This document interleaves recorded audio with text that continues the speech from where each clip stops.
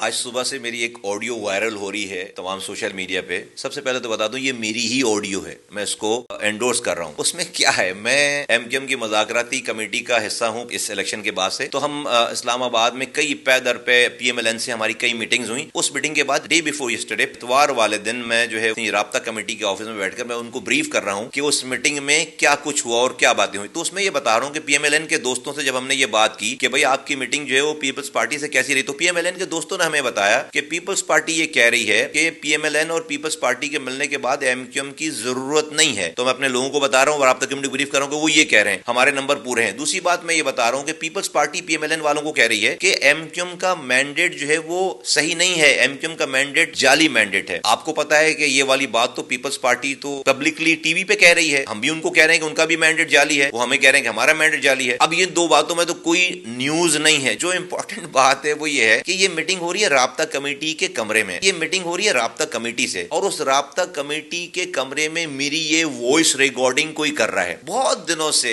ہمیں یہ اطلاعات تھی کہ ہمارے رینکس اینڈ فائل میں کوئی ایم کیو ایم لندن کے لوگ بیٹھے ہوئے ہیں اور وہ ان کے لیے کام کر رہے ہیں. ہمیں پتہ نہیں چل پا رہا تھا, شک تھا کچھ لوگوں پہ, لیکن ہم کنفرم نہیں ہو پا رہے تھے. اس آڈیو نے ہمیں تمام فورنزک جب ہم نے اس کا چیک کرایا, معلوم کرا, تو ہمیں ایگزیکٹ پتہ چل گیا کہ کون ہے جو رابطہ کمیٹی میں بیٹھ کر ایم کیو ایم لندن کے لیے کام کر رہا ہے. کیونکہ یہ آڈیو ریلیز جو کی ہے وہ لندن نے کی, وہ سمجھنے کو بہت بڑی چیز ان کے ہاتھ لگ گئی ہے. نارمل گفتگو ہے جو کہ ٹی وی پہ بھی وہی بات ہو رہی ہے, اس میں کوئی سیکرٹ نہیں ہے. لیکن اہم بات اس کے اندر ہے کہ رابطہ کمیٹی کے اندر کی گفتگو جو ہے وہ کوئی ریکارڈ کر کے لندن کو بھیج رہا ہے. تو لندن نے اس کو صبح سویرے جو ہے اس کو ریلیز کر دیا, یہ سمجھ کے کہ بہت ہی بڑی کوئی چیز ان کے ہاتھ میں لگ گئی ہے. لیکن ان کو یہ اندازہ نہیں, جو ان کا ایک گھس بیٹھیا ہمارے درمیان بیٹھا ہوا ہے, جو ان کا ایجنٹ بیٹھا ہوا ہے, اس نے اس کی پکڑائی دے دی ہے. تو ہمیں ایگزیکٹلی پتہ چل گیا کہ ہمارے درمیان ہمارے خلاف, اس پارٹی کے خلاف, اس قوم کے خلاف کون ہے, ہمارے خلاف کون کام کر رہا ہے. تو جس چیز کا ہمیں بہت دنوں سے انتظار تھا, کوششوں میں لگے ہوئے تھے, اس آڈیو لیک کے ذریعے ہمیں اس پرسنالٹی کا پتہ چل گیا کہ جو ہمارے خلاف کام کر رہے ہیں.